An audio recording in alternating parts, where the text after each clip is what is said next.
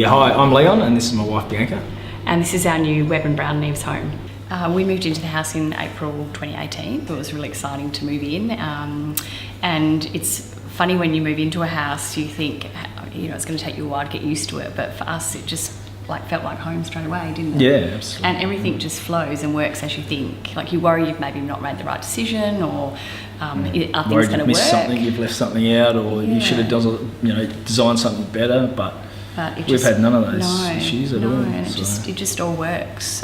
So it's kind of satisfying when you get to that point to be able to go, it all works how we wanted it to work. It's like, it feels like, a bit of a job well done. And I think that's what Webb and Brown did as well. They supported us with knowing what works. They've got that experience when we had questions about things like that.